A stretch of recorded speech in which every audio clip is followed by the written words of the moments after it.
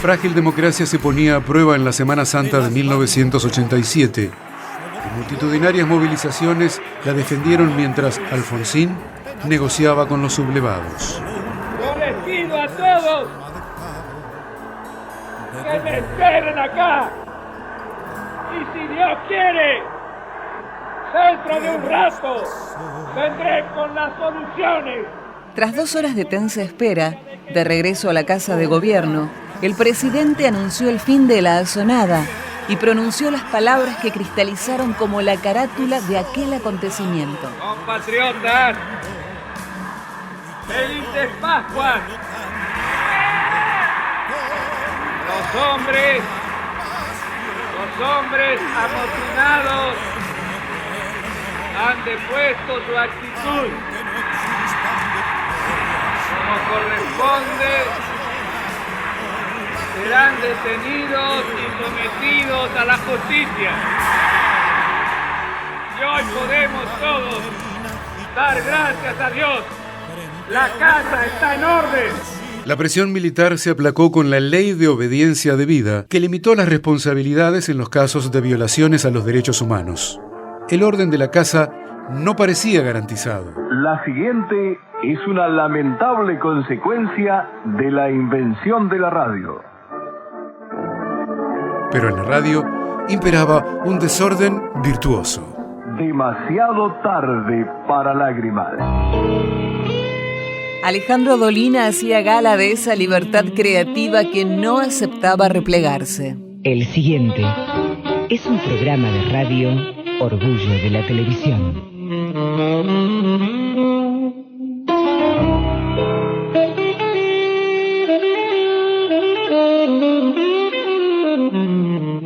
El ombligo del mundo. Que lo traes, voy a comprar factura. ¿Me da factura? Le digo, deme factura. Me dice, agarre la panera esa. Agarre la panera esa y sírvasela a usted. Le digo, ¿quién tiene la panadería, usted o yo? Sí. ¿No quiere que le teje un pullover? Claro. ¿No quiere que le sirva un whisky al final? Claro, ¿qué quiere que haga? ¿Que la amase yo, la factura, que las haga yo? Encima tengo que pagar después. Que pague el alquiler. También para eso me pongo una panadería yo si tengo que hacer todo yo, loca. Su refinado culto a la parodia, combinado con citas mitológicas y un lenguaje que iba entre el del porteño y el académico, aceleró los tiempos. La venganza será terrible. Un programa de radio inferido impunemente a los oyentes con el pretexto de que son pocos. La venganza será terrible.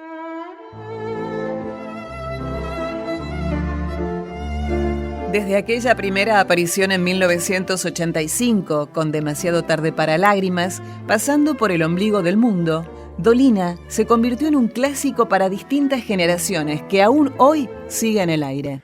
Para los griegos la belleza no era entonces una cuestión subjetiva. Tenían una idea de la belleza que involucraba incluso nociones geométricas y matemáticas. Y esto puede verse en las estatuas de los dioses o de los héroes clásicos. Pero, ¿qué hay de divino en las proporciones de esas estatuas, de esos templos? Bueno, los griegos habían concebido matemáticamente cuál era el punto óptimo para dividir una línea. Por ejemplo, a la figura humana. Las construían de un modo tal que el ombligo dividiese el largo del cuerpo precisamente en ese punto óptimo. Había un lugar ideal para poner el centro, que no era la mitad. Bueno, en ese punto le ponían el ombligo a las estatuas. Con La venganza será terrible, Alejandro Dolina necesitó de teatros y auditorios para contener al público que impuso su voluntad de escucharlo en vivo. Yo escucho la radio y usted cuenta una historia, pongamos por caso, de Praga, y yo me imagino que estoy en Praga. Alejandro Dolina, escritor, periodista. Es mucho imaginar, me parece a mí. Y dice, esa es la magia de la radio. Y yo creo que si alguna magia hay en la radio, es la magia de los buenos artistas que la radio a veces tiene. La magia está en el arte, la magia está en las palabras, la magia está en la inteligencia.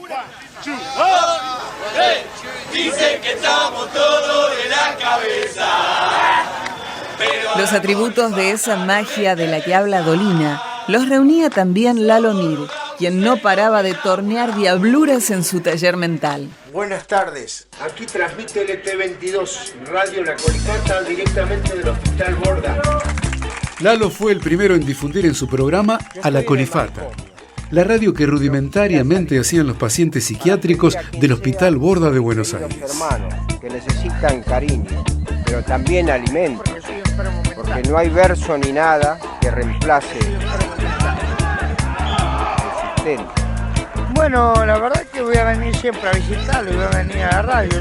Yo la verdad que voy a ir a Nuestros Zapatos porque todavía no me jubilaron de la Malvinas, así que no me van a jubilar. Yo soy enfermo mental. Yo lo tengo en trámite, ya lo hablé al padre Gustavo de acá de esta iglesia, que me haga los trámites porque yo no puedo hacerlo porque soy enfermo mental. Tuve suerte de pertenecer a una generación con Lalo Mir a la cabeza, que nos dieron una radio como era Rock and Pop, en donde podíamos hacer lo que se nos antojaba y de la forma que queríamos, cosas que ninguna radio pasaba. Mario Pergolini, conductor.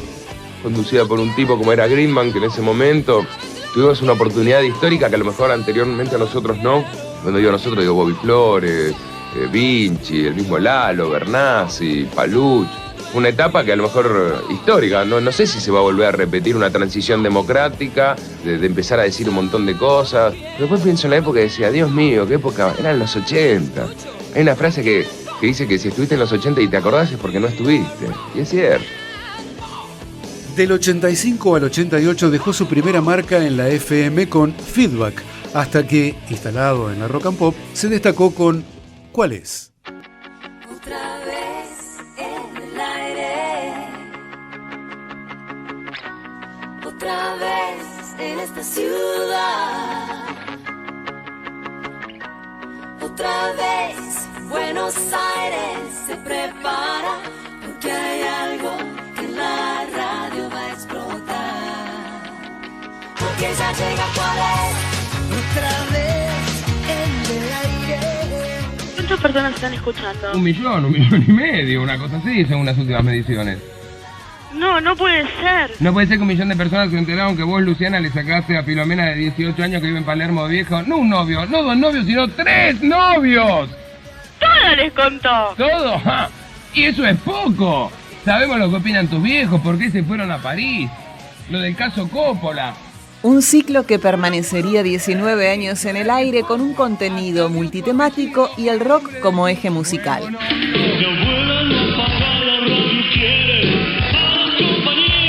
Junto con Eduardo de la Puente, Pergolini presentó Malas Compañías, enfocado a un público juvenil que arrasó en las mediciones de audiencia. Otro diálogo típico entre señores optimistas. Por ejemplo, suponete Mario y yo compartimos un departamento, ¿no? Somos tipos solteros, que no tenemos guita, alquilamos entre los dos.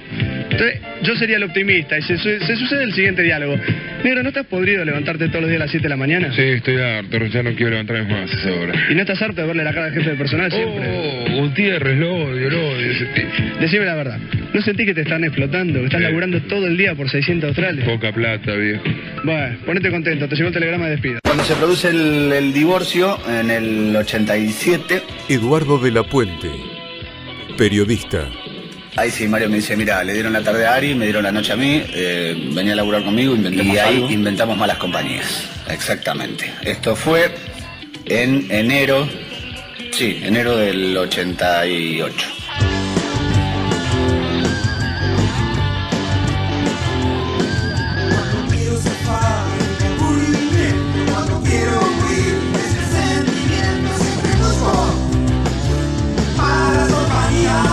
Realmente habíamos entregado la radio a los oyentes y ellos la manejaban como se les antojaba.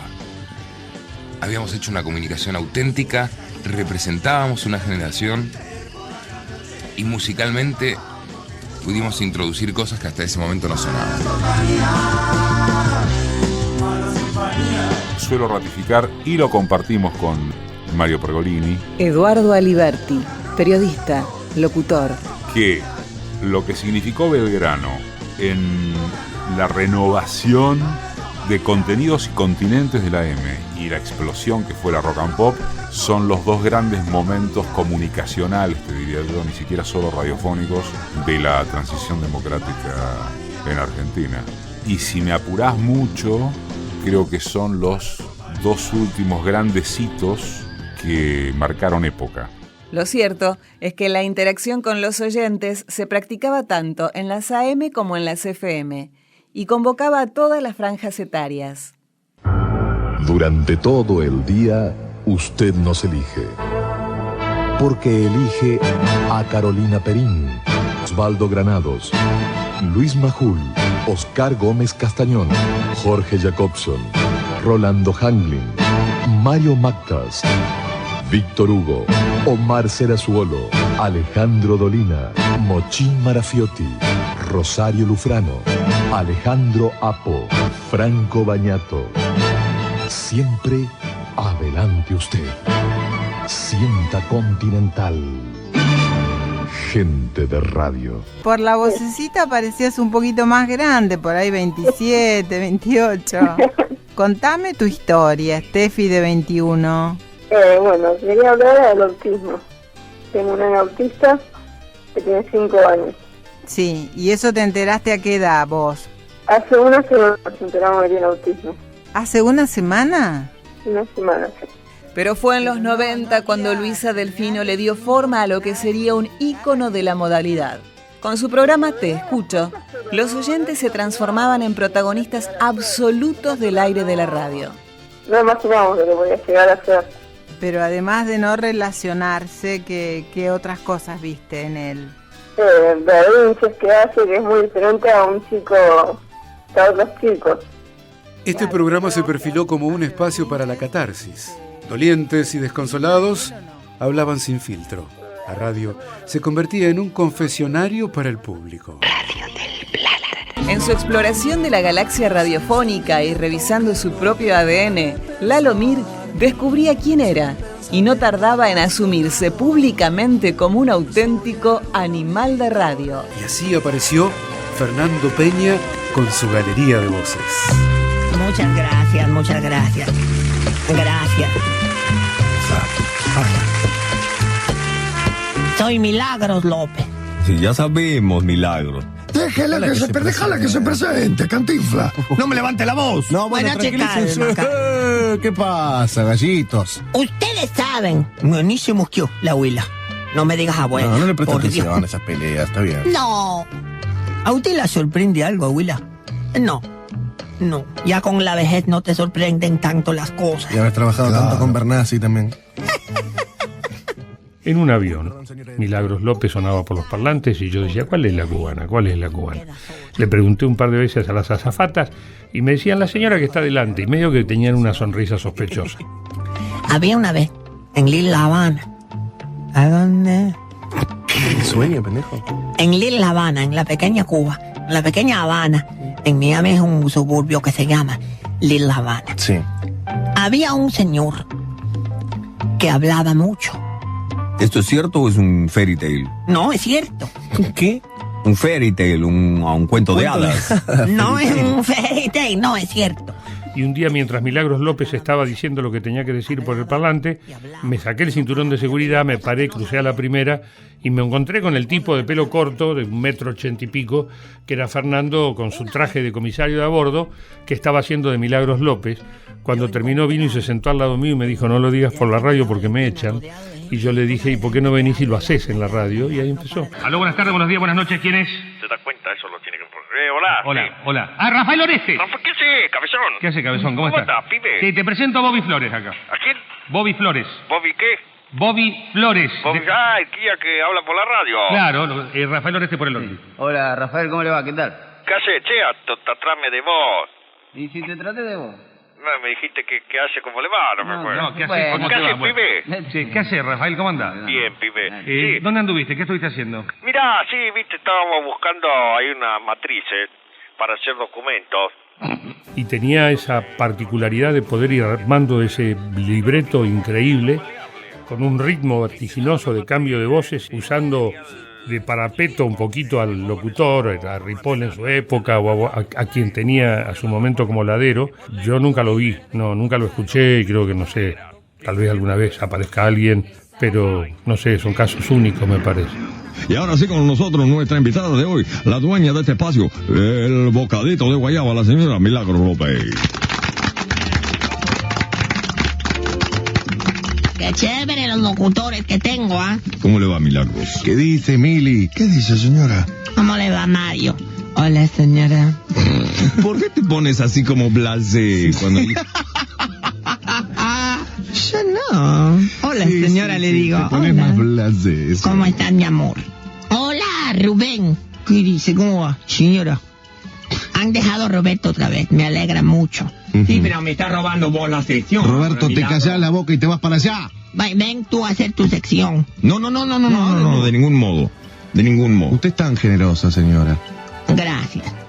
Julieta Pink, locutora de las generaciones más jóvenes, creció trabajando en la FM y admiró a Fernando Peña, sabiendo que fue un profesional único.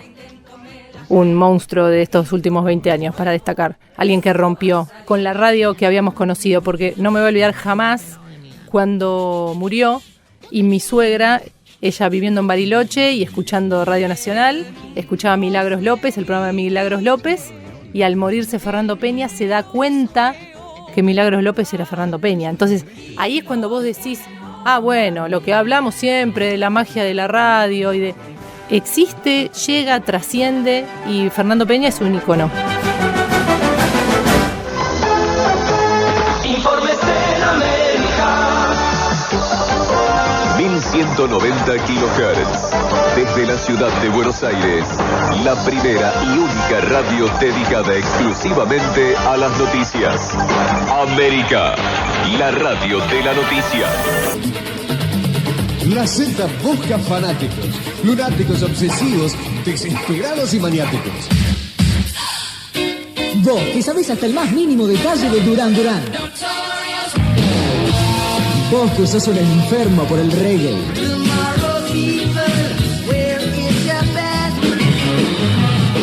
Vos que te pasás coleccionando rock de los 60.